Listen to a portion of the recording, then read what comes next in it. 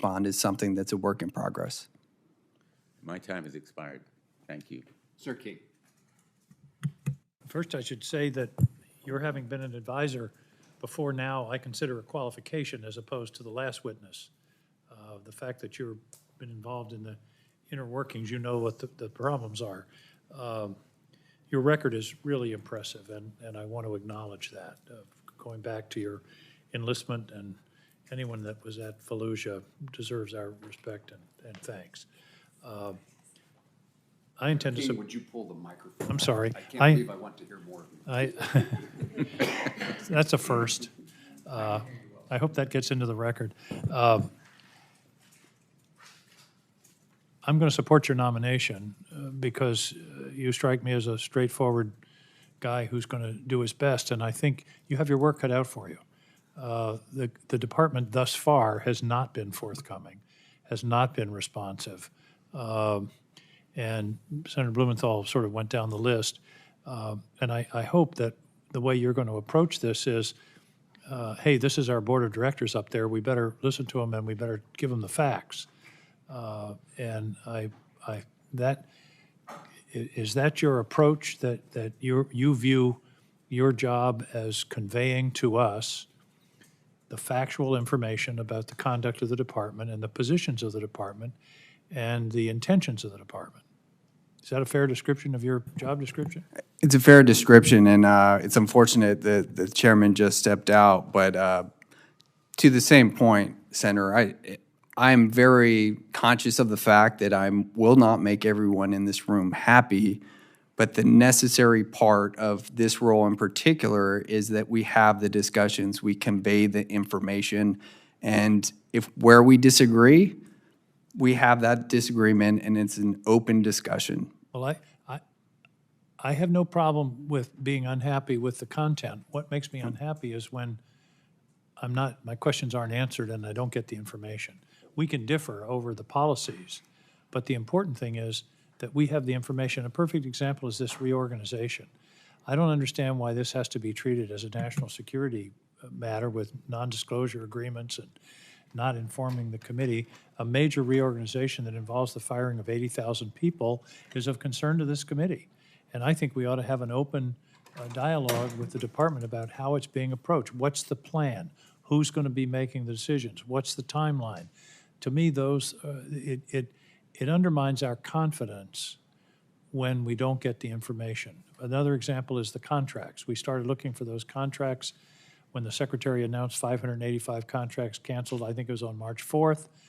We've been asking and asking and asking, and the fact that we haven't gotten a straight answer to that question means we're suspicious. What are we not being told?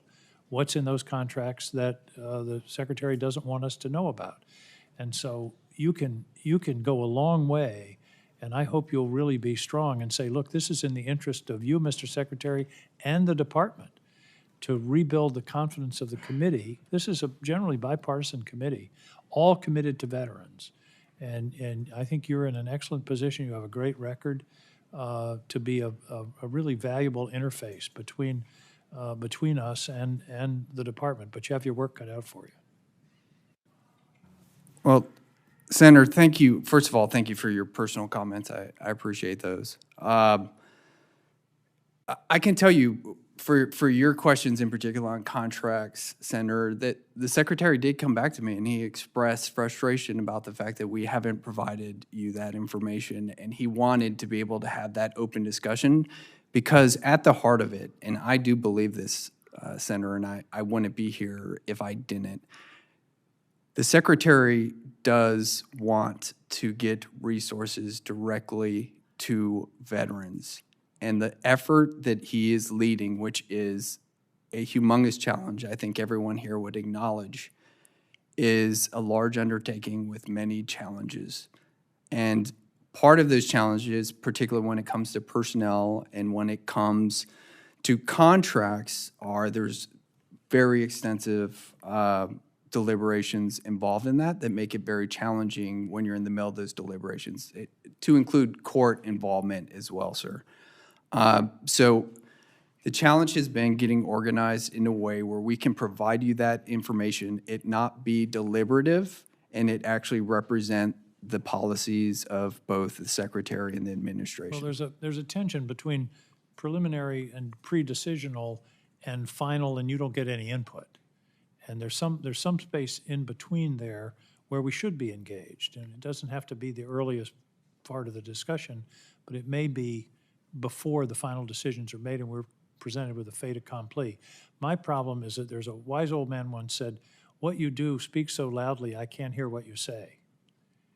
And the secretary comes before this committee and repeats over and over how he's all for veterans, but what's being done, both in terms of the proposed firing of 80,000 people and the lack of transparency to us about that program and about the contracts, speaks louder than those that language about we're all in this for the veterans. We all are in but for the veterans, but I'm interested in what you're going to do, not what you're going to say.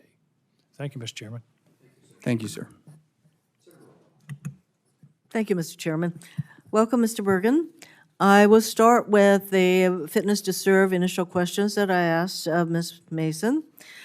Since you became a legal adult, have you ever made unwanted requests for sexual favors or committed